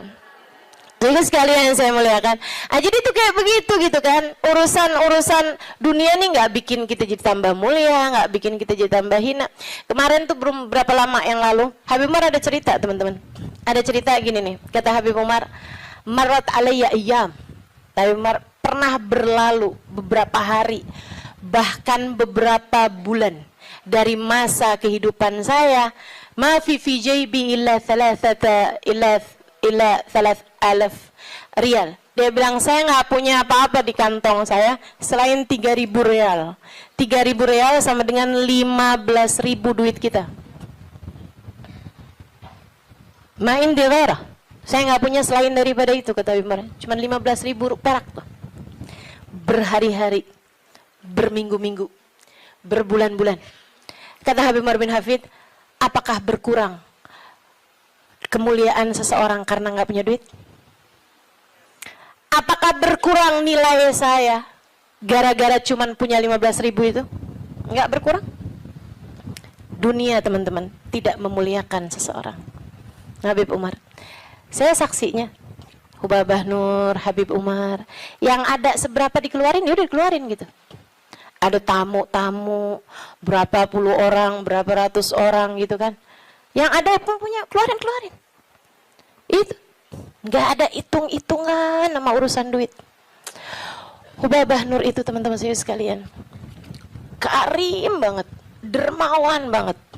Beliau itu bahkan, kan tinggal di kota Tarim, orangnya miskin-miskin. Banyak di antara mereka tuh yang kayak melahirkan gitu kan, terus nikah apa segala macem, itu pada nggak punya duit. Mereka itu di kota Tarim kalau nggak punya duit, datangnya ke Hubabah Nur. Hubabah Nur kasih kepada mereka. Sehingga sekalian yang saya muliakan, sampai Hubabah Nur nih ceritain, bukan Hubabah tentu saja ya, cerita orang yang khidmah di rumahnya Hubabah. Itu teman-teman saya sekalian sampai punya stok di dapur beliau atinya kambing, atinya unta gitu ya, itu beliau stokin di freezernya beliau. Buat siapa? Buat perempuan tarim yang melahirkan nggak punya duit biar bisa makan yang bergizi. Pikirin sama Hubabah. Ya Hubabah setiap kali ini gitu, ada uang ntar beli ini, beli itu, beli ini, beli itu. Yang dipikirin orang mulu tuh, subhanallah, subhanallah. Itu orang mulia, emang mulia teman-teman. Orang mulia itu emang orang mulia. Tuh Bapak Nur, orang mulia. Baik, kita doain panjang umur, sehat badannya. Karena kita ini masih belum sanggup ditinggalin sama beliau. Saya terutamanya nggak sanggup saya. Bayangin Hubabah nggak ada gitu. Bayangin Habib Umar nggak ada gitu ya Allah. Mudah-mudahan Allah panjangkan umur beliau insya Allah. La ilaha illallah. Tuh, yang ada dibagi, yang nggak ada nggak usah dicari. Ya kan?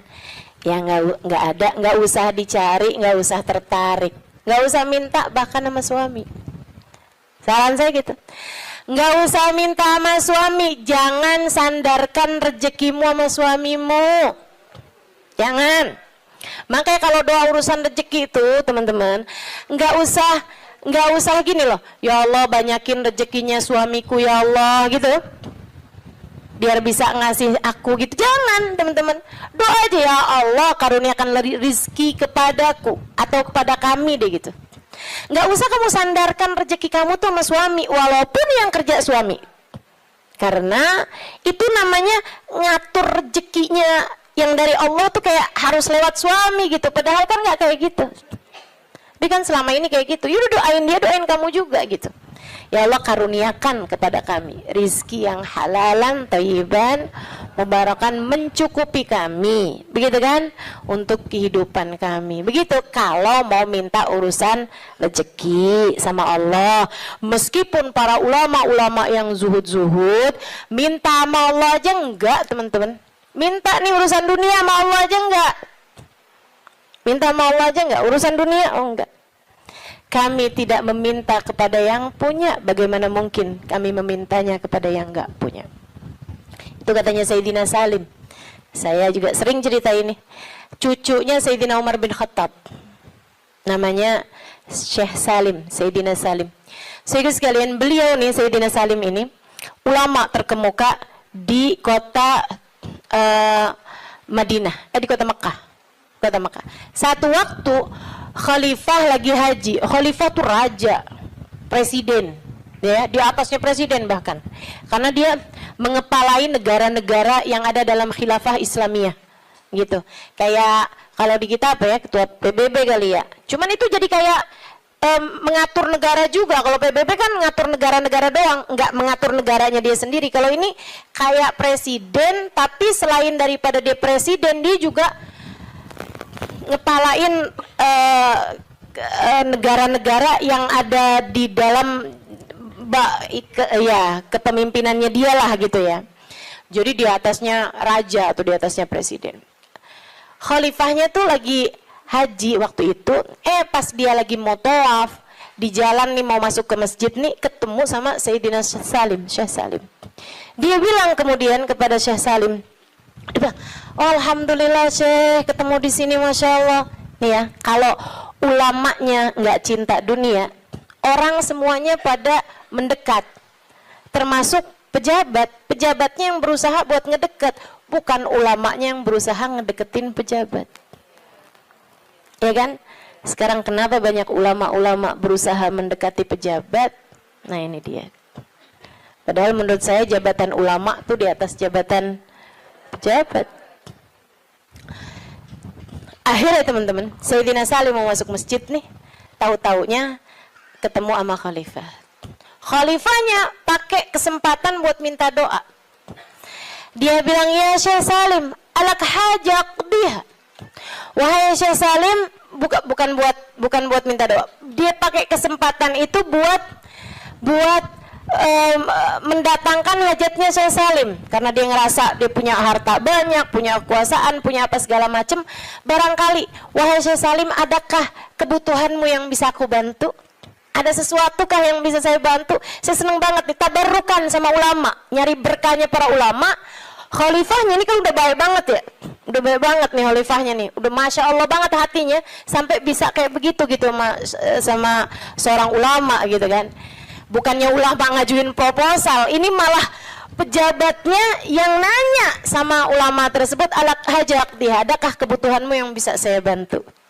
Katanya Sayyidina Syekh Salim begini nih, maaf kita lagi ada di rumahnya, saya malu untuk meminta kepada selain sahibul bait. Di rumahnya Allah, sahibul baitnya siapa? Allah. Saya malu nih, di rumahnya Allah saya minta sama selain Allah.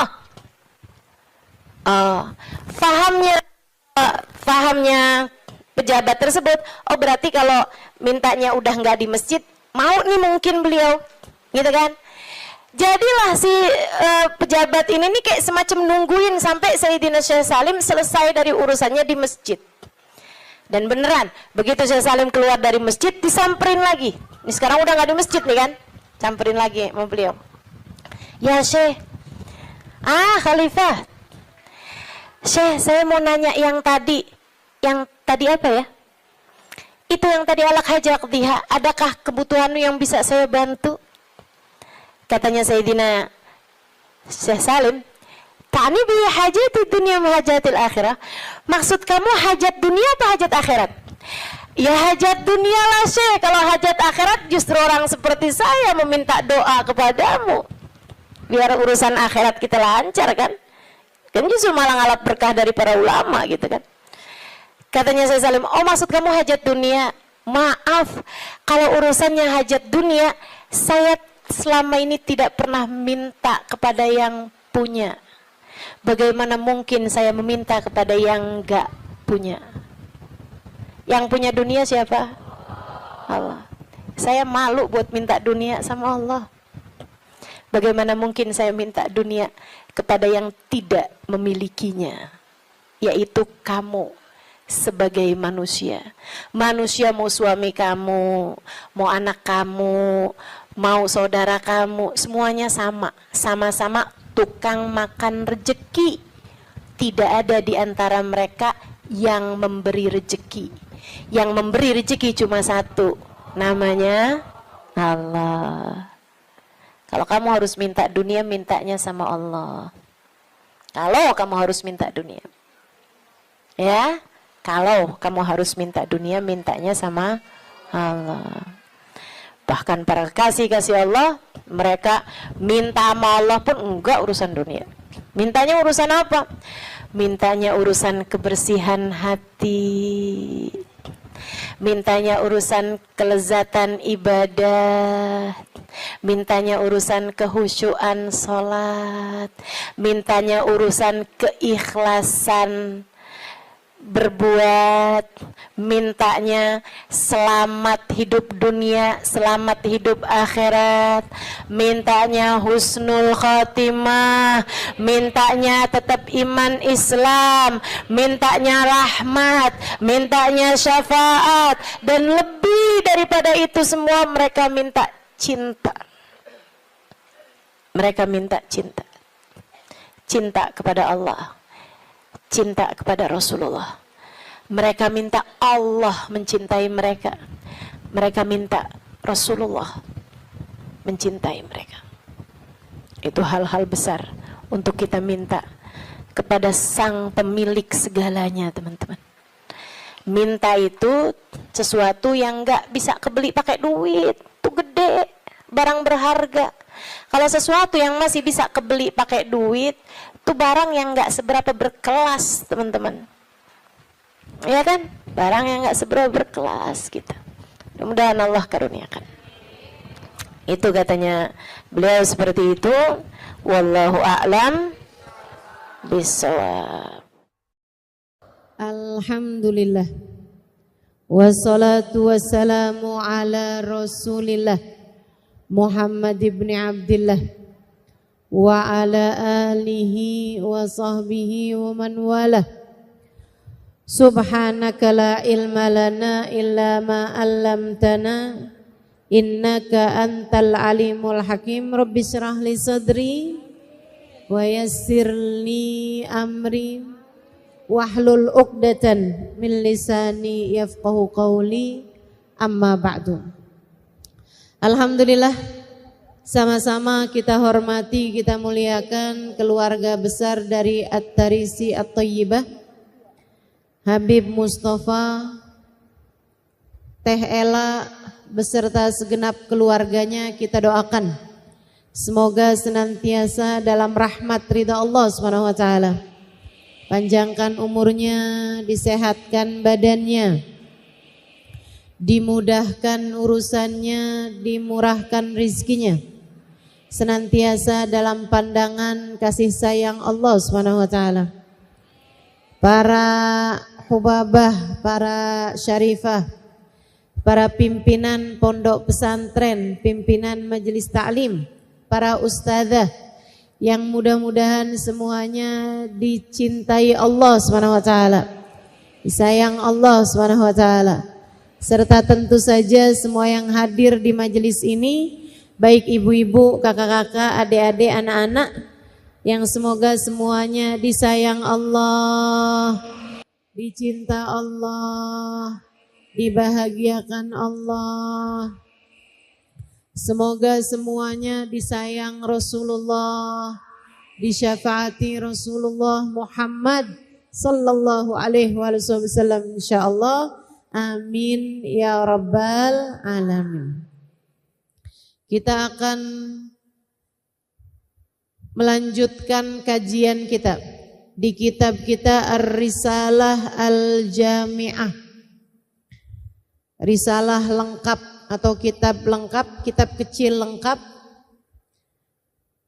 yang di sana kita pelajari mengenai syariat agama Allah Subhanahu wa taala. Dan kita sekarang sampai di bab fikih, yaitu tepatnya sampai di bab mengenai mandi. Betul ya?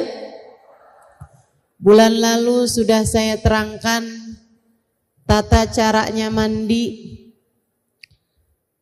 Hari ini saya akan menerangkan hukum-hukumnya mandi. Hukum-hukumnya mandi. Emang mandi ada hukumnya Ustazah? Banyak. Kita akan pelajari di pertemuan kali ini insyaallah. Dan juga bulan depan tuh kita udah libur lagi. Kita ngajinya banyak liburnya pokoknya.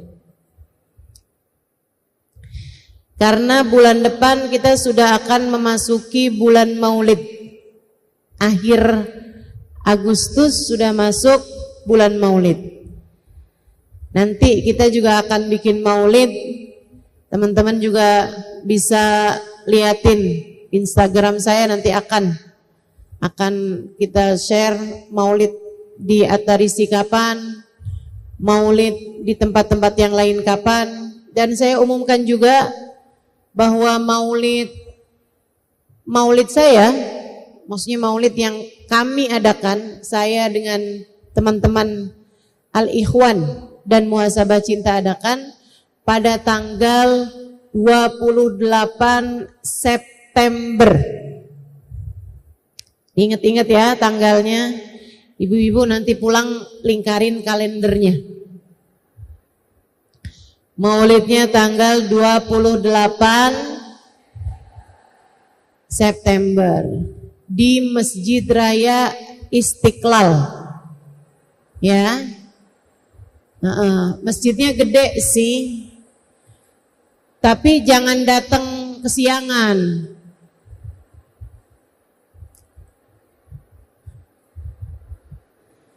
Datangnya jam berapa Ustazah? Sebelum bangun. Sebelum bangun kamu udah jalan. Jadi nggak pakai tidur. Iya. Mudah-mudahan Allah panjangkan umur kita. Allah sehatkan badan kita. Allah takdirkan diri kita untuk bisa menghadiri Maulid Nabi kita Muhammad sallallahu alaihi wasallam insyaallah. Amin ya rabbal alamin. Sebelum kita akan bahas hukum-hukumnya mandi ini, kita akan awali dulu dengan membaca niat belajar bersama-sama. Ikuti sudah saya. Bismillahirrahmanirrahim. Nawaitu ta'allum wa ta'lim wan naf'a wal intifa' wal mudzakarah wat tadhkir wal ifadah wal istifadah wal hitha 'ala tamasuk bi kitabillah wa sunnati rasulillah sallallahu alaihi wa alihi wa sallam wa du'a ilal huda wa dilalata alal khair ibtigha'a mardatih wa qurbih wa thawabih ma'al lutfi wal afiyah wa salahil akibah birahmatika ya arhamar rahimin.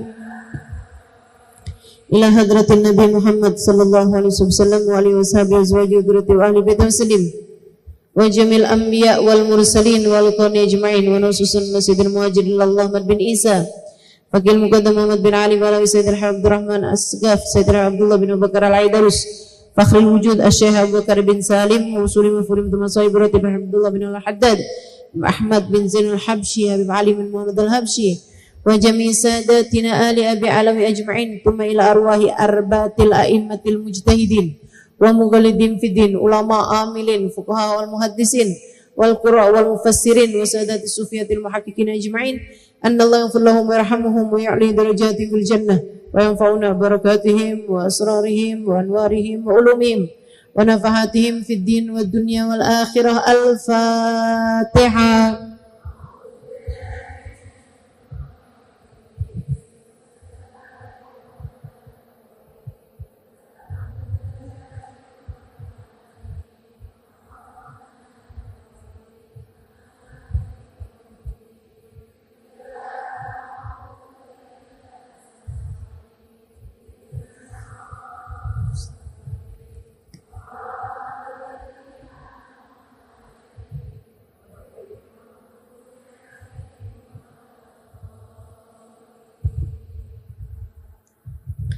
Bismillahirrahmanirrahim.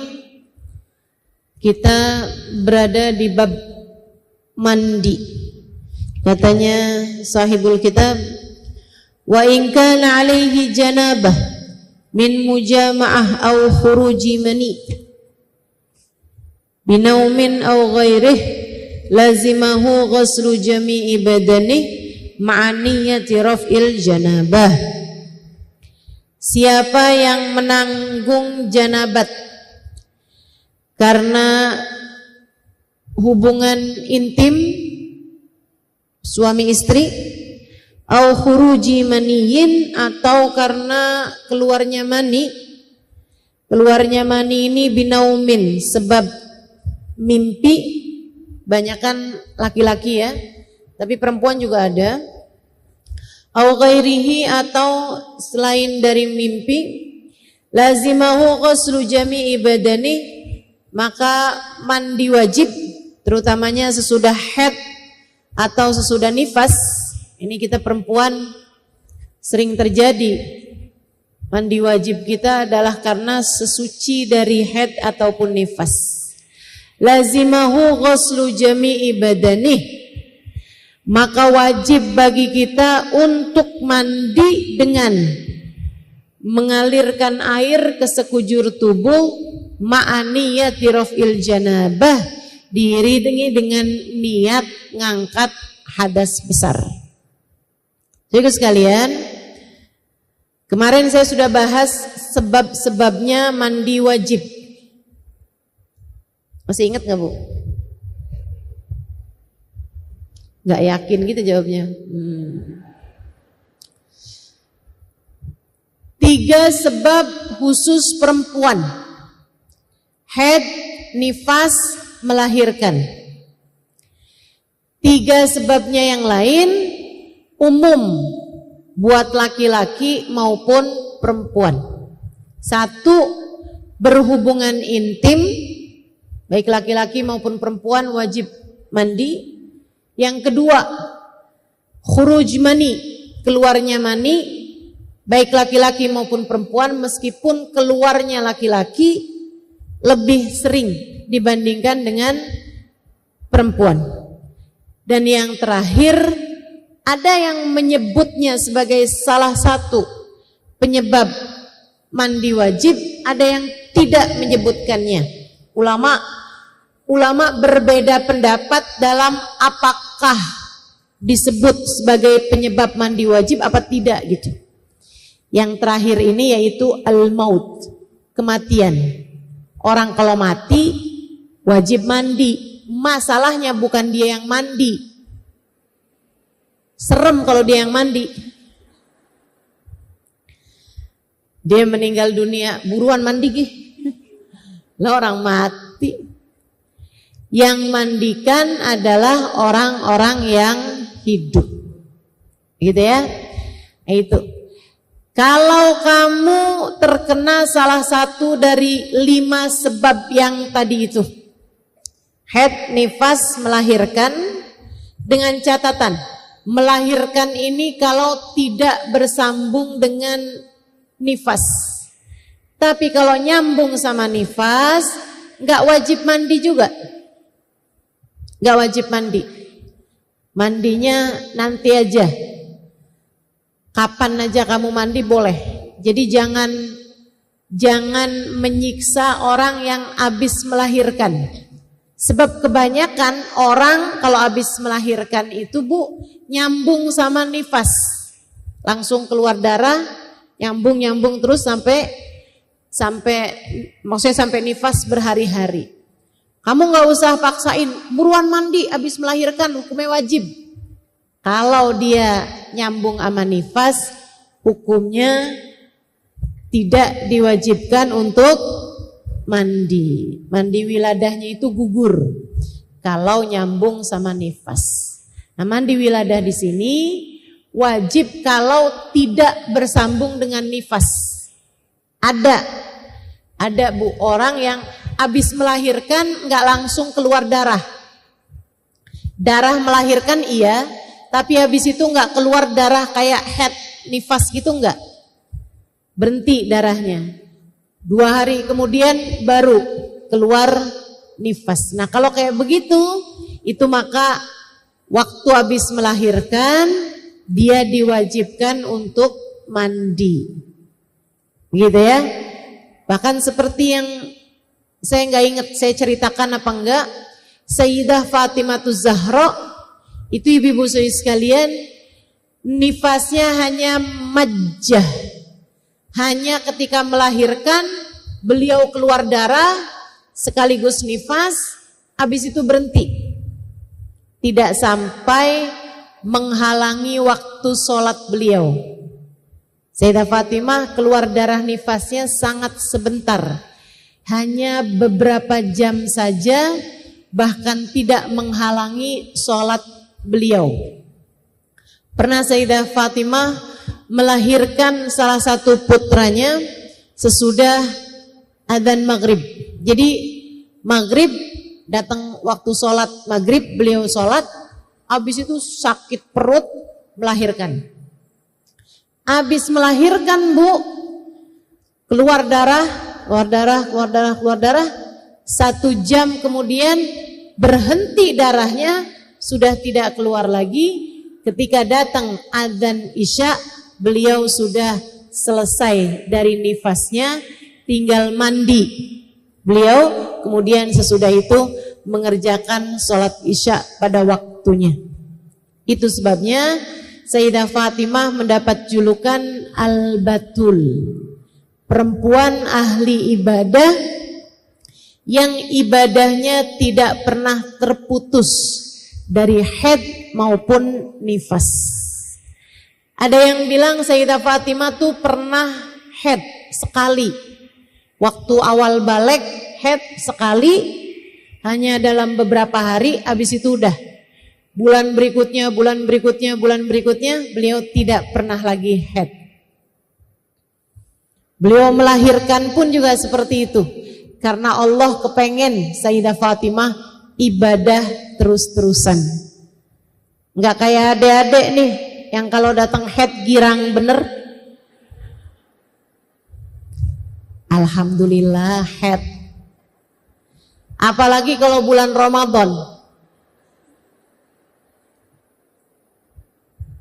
Besok belanja yuk ke Tanah Abang. Keliling-keliling kita ke pasar, nge-mall.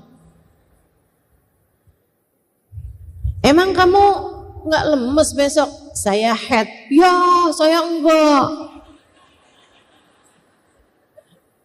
Gimana sih? Ya Allah. Sayyidah Fatimah tidak pernah terputus ibadahnya dengan haid ataupun nifas karena Allah Subhanahu wa taala menginginkan beliau senantiasa menghadapkan dirinya kepada Allah Subhanahu wa ta'ala. Baik, jadi hukumnya mandi ada 5 hukum semuanya, Bu. Mandi ini punya 5 hukum. Hukum yang pertama wajib, yaitu apabila datang salah satu sebab dari 5 sebab-sebabnya mandi yang telah tadi saya sebutkan, yaitu haid, nifas, melahirkan, keluar mani, sama keluar sperma ya, sama yang terakhirnya adalah berhubungan intim. 5 hal ini menyebabkan mandimu berhukum wajib. Tidak boleh menunda-nunda mandi kecuali, dengerin, kecuali buat orang yang berhenti dari haid atau nifas tapi belum di waktu yang biasanya. Misalnya, Ustadzah saya itu biasa mens 8 hari atau setidaknya 7 hari. Ini kok tiba-tiba aja saya mens 4 hari Ustazah berhenti. Gimana nih? Saya harus langsung mandi atau boleh saya tunggu? Boleh tunggu. Berapa lama nunggunya? 1 kali 24 jam. Sehari semalam. Boleh tunggu. Kenapa gitu? Karena biasanya siklus haid itu secara normalnya tidak berubah. Atau paling tidak kalau dalam sedang sehat siklus men itu tidak berubah banyak. Kalau biasanya 8 hari ya jadi 7 hari, jadi 9 hari gitu. Gitu ya. Kalau misalnya biasanya 8 hari, 7 hari, ini kok cuma 4 hari berhenti, bisa jadi keluar lagi nanti. Jadi kamu boleh tunggu sampai besoknya. Kalau ternyata besoknya juga enggak keluar sama sekali, bahkan ketika kamu colek juga, kamu ambil enggak ada apa-apa. Tidak ada apa-apa yang berwarna selain putih, adanya cuman yang warnanya putih, maka kamu harus segera mandi. Ternyata emang beneran udah nggak keluar sama sekali. Saat-saat yang kamu menunggu tadi 24 jam, sholatmu wajib diqodho. Jelas? Adik-adik dengerin nih, yang masih pada haid dengerin. Ustazah kok saya nggak ngerti ya, saya harus dengerin apa enggak? Umurmu berapa Bu? 70 tahun, nggak apa-apa, nggak usah. Apa?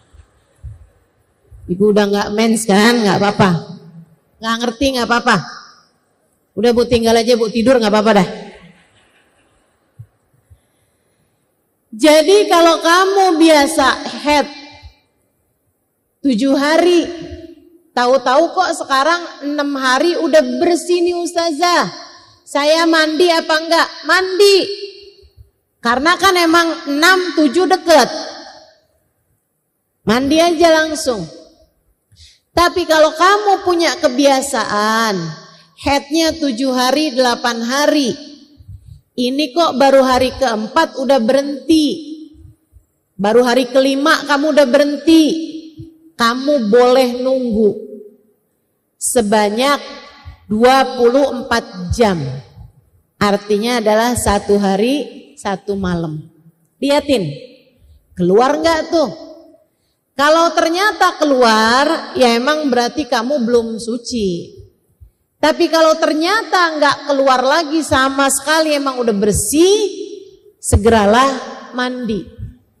Nah, kalau ternyata kamu memang enggak keluar sama sekali lagi sesudah itu, artinya memang mensmu ternyata cuma 5 hari. Berarti hari yang kamu menunggu 24 jam itu wajib kamu qadha, karena sebenarnya kamu sudah wajib sholat. Tapi karena kamu masih nungguin suci tadi itu, kamu kan gak sholat tuh. Nah nanti begitu habis selesai kamu mandi suci, baru kamu qadha kembali sholat tersebut. Ustazah gimana caranya qadhain sholat? Ya kayak sholat biasa aja. Cuman niatnya gantinya adaan menjadi qadhaan. Dari kemarin sebenarnya udah suci, tapi karena nggak biasa head sebentar, jadi kamu nungguin nih sampai duhur hari ini. Begitu habis selesai mandi, kamu sholatin duhur, kamu sholatin duhur yang kemarin, kamu sholatin asar. Sebelum kamu sholat asar, kamu sholatin asar yang kemarin. Kamu sholatin maghrib, kamu sholatin maghrib yang kemarin. Kamu sholatin isya, kamu sholatin isya yang kemarin. Kamu sholat subuh, sebelum itu kamu sholat subuh yang kemarin. Ustazah ada yang sesudah, ada yang sebelum. Iya, yang asar sama yang subuh, kalau kamu mau qadha, qadhainlah sebelum sholat fardu yang jam itu, yang hari itu. Tapi kalau duhur, maghrib, isya, nah itu kerjakan sesudah sholat fardu. Kenapa gitu? Sebab ada hadisnya Nabi Muhammad, la sholata ba'dal fajr, sholat fardunya. Jelas? Jelas? Kalau kamu biasa, saya head biasanya 8 hari. Ini udah 7 hari setengah. Udah gak keluar. Saya mandi apa enggak? Ya mandi. Tapi kan bisa aja nanti keluar lagi Ustazah. Ya kalau keluar lagi ya mandi lagi. Kamu harus mandi, gak boleh nunggu. Boleh kata Ustazah 24 jam. Itu buat yang keluar darahnya lebih sedikit daripada biasanya. Jelas ya? Kalau memang udah seperti biasanya ya langsung mandi. Tidak boleh menunda-nunda.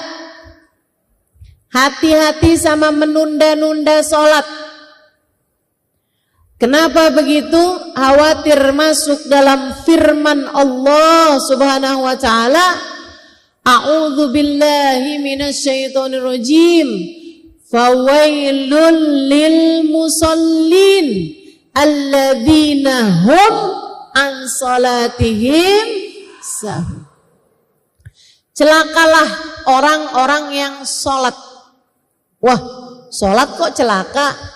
Alladzina hum an salatihim sahun, yaitu mereka yang suka melalaikan, menunda-nunda, entar-antaran, kali-kali keluar lagi mensnya.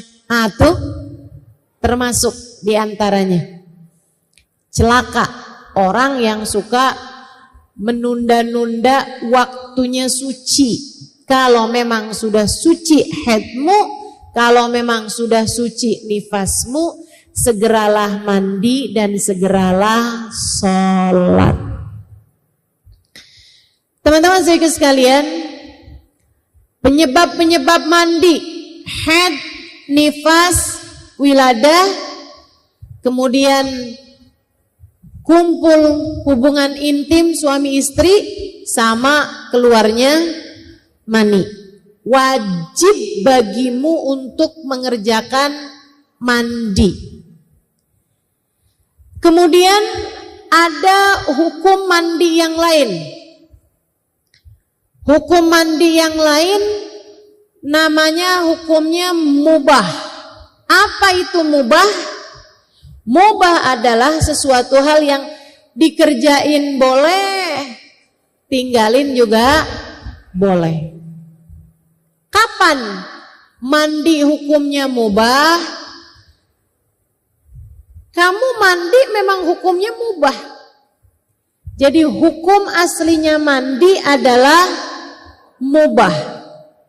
Bu, kamu mau mandi, pulang dari sini saya mau mandi boleh, asal jangan di rumah tetangga. Bingung tetangganya ditumpangin mandi. Boleh. Tadi pagi mandi hukumnya apa?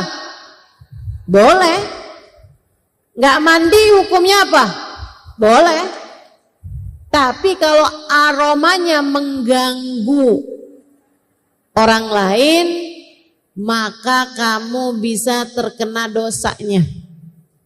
Bukan dosanya nggak mandi, akan tetapi dosanya memberi aroma yang tidak enak kepada orang lain. Bu, saya pernah tinggal di negeri Arab hampir 5 tahun. Ya Bu ya, jauh lebih panas daripada Indonesia. Jauh. Kalau lagi musim panasnya itu bisa sampai 50 derajat Celcius. Udah biasa saya 5 tahun. Tapi Bu, panasnya negeri Arab itu nggak keringetan kayak kita. Karena mereka itu udaranya kering. Sementara kita ini udaranya lembab. Gitu. Jadi di sana walaupun panas tapi nggak keringetan. Kayak apaan Ustazah? Panas nggak keringetan? Kayak kamu di depan api. Kamu pernah depan kompor? Panas kan itu? Nggak selalu keringetan kan? Kecuali kalau kamu ngaduk dodol, keringetan. Keringetannya ngaduknya itu keringetan karena olahraga. Atau kalau kayak kamu lagi demam, itu kan panas tapi nggak keringetan. Nanti kalau udah demamnya sembuh, biasanya keluar keringet dingin, ya kan? Itu malah udah nggak panas, kamu malah dingin. Nah, kayak gitu tuh di sana. Makanya Bu, orang Arab itu enggak perlu sering-sering mandi. Berbeda sama orang kita. Makanya ibu-ibu orang bule itu jarang-jarang mandi. Kenapa? Negeri mereka itu kering. Kering. Negeri kita ini Bu, enggak bisa dah enggak mandi. Enggak bisa. Yang enggak mandi jangan hadir majelis dah. Saya saranin, ya, apalagi udah 2 hari nggak ada air nih di rumah saya, tapi saya kepengen hadir majelis, yaudah dah saya datang aja ya, jangan dah, jangan, terganggu sebelah kesian, gitu kan? Saudaraku sekalian yang saya muliakan, Nabi bahkan pernah mengeluarkan seorang sahabat dari masjid hanya karena mulutnya bau bawang mentah. Jadi dia habis makan makanan ada bawang mentahnya. Mulutnya itu aromanya mengganggu. Orang kalau ada deket dia nggak enak gitu. Jadinya Nabi pernah ada tahu seorang sahabat mulutnya aromanya nggak enak, sama Nabi disamperin kemudian diminta untuk keluar dari masjid kecuali jika aroma mulutnya sudah kembali segar. Bawang nih Bu, bukan jengkol, bukan pete, ya Bu ya. Ustazah, sekarang ini Ustazah nggak repot Ustazah. Kalau kita habis makan pete gampang ngilanginnya. Gimana? Makan jengkol. Mulut kita hilang bau peteknya Ustazah, ganti. Sama aja ya. Jangan mengganggu orang lain dengan aroma yang tidak sedap dari tubuh kita. Keringetan, baunya nggak jelas, nggak boleh gangguin orang lain, nggak boleh. Teman-teman sekalian, Ustazah, saya sih insya Allah enggak ya Ustazah. Cuman gimana cara negur orang yang apa sih istilahnya itu? Iya itulah ya. Gimana cara negurnya Ustazah? Tegur aja Bu nggak apa-apa. Tapi jangan depan-depan orang. Kasih hadiah, deodoran, gitu kan? Coba deh. Saya juga dulu gitu. Tapi ini apa namanya? Ketika pakai ini nih enak nih buat ngilangin bau badan nih. Pakai deh, gitu. Bulan depannya dia bilang abis tuh yang kemarin boleh lagi gak? Gak terdiri ya. Masya Allah. Kata Nabi Muhammad, liyamur sab'ata ayyam falyattaqillah falyamussu jasada ahadikumul ma'. Apabila berlalu 6-7 hari, kata Nabi, apabila berlalu 7 hari, hendaklah kalian bertakwa kepada Allah, kulit kalian harus tersentuh air, yaitu dengan mandi. Jadi kalau di negeri Arab Bu, minimal yang diajarkan Nabi Muhammad, minimal banget deh, minimal banget. Itu seminggu sekali. Tapi sekali lagi, itu di negeri Arab. Ibu jangan bilang, Allah, di negeri Arab yang panas gitu aja 7 hari baru wajib mandi. Kita kan gak sepanas itu. Salah Bu, di negeri Arab itu enggak keringetan. Panas tapi tidak berkeringat. Bismillahirrahmanirrahim. Thumma alam rahimakallah anna taubata laysat hiya qalil abad bilisani astaghfirullah wa atubu ilaih min ghairi nadmin bil qalbi wa min ghairi ikla'in anid dhanbi. Saya baca dulu depannya biar kita sambungannya enak. Kemudian ketahuilah olehmu, semoga Allah merahmatimu, bahwasanya taubat itu bukan hanya sekedar ucapan seorang hamba, aku minta ampun sama Allah, astagfirullah, astagfirullah, astagfirullah, wa atubu ilaih, aku taubat sama Allah. Bukan hanya sekedar itu, min ghairi nadmin bil qalbi, tanpa ada penyesalan dalam hati. Min ghairi nadamin bil qalbi, tanpa adanya rasa penyesalan, namanya bukan taubat. Wa min ghairil igla' anid dzambi, dan bukan yang tanpa ninggalin dosa tersebut. Wih, cowok ganteng banget ya, astagfirullah, astagfirullah, astagfirullah, astagfirullah. Tapi sambil ngelihat gitu kan. Sambil kamu melakukan dosa tersebut tanpa meninggalkan dosa itu namanya bukan taubat.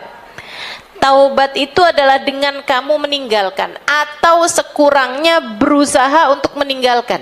Dalam artian gini nih, misalnya ya. Kamu punya hutang riba. Kamu punya hutang riba. Kamu bertaubat dari hutang riba tersebut, tapi kamu masih belum mampu untuk melunasinya. Ustazah, saya nih taubat apa enggak taubat nih? Saya masih belum bisa ninggalin dosa tersebut karena belum mampu melunasinya. Sekurangnya dalam hati kamu itu apapun yang terjadi di depan, sesulit apapun yang terjadi di depan, saya nggak akan lagi nambah hutang riba saya. Gitu. Maksudnya tuh ada niatan dalam hati bahwa walaupun susah nih, saya nggak akan buat bayarin riba yang ini, saya ngambil riba yang lain gitu. Kan kadang-kadang kan kayak gitu tuh, gali lobang, tutup lobang. Habisnya ustazah, kita mau bayarin yang ini nih susah banget kan, kalau kita nggak pakai ngambil utangan. Utangannya nggak ada yang mau kalau nggak dikasih riba ustazah, bukan hutang riba, nggak ada yang mau ngutangin. Nah itu akhirnya kemudian kamu terjebak di situ. Itu namanya bukan taubat. Kalau kamu masih punya niat bahwa hutang yang ini akan saya carikan hutang yang lain buat bayarinnya. Jelas? Jelas ya. Jadi harus ada pemikiran di saat kamu bertaubat, kamu meninggalkan dosa tersebut. Selain daripada itu, kamu juga berniat bahwa apapun yang terjadi, saya nggak akan ngambil hutangan riba yang lain. Apapun yang terjadi, saya nggak akan ngambil hutangan riba yang lain. Saya nggak akan ngambil pinjol lagi nih, sesusah apapun. Gitu ya. Nah itu namanya baru disebut taubat. Begitu. Wa qad dzakara ulama rahimahumullah li taubati syara'it la budda minha. Para ulama sudah menyebutkan, semoga Allah merahmati mereka semuanya, bahwasanya taubat itu punya beberapa persyaratan yang harus dipenuhi.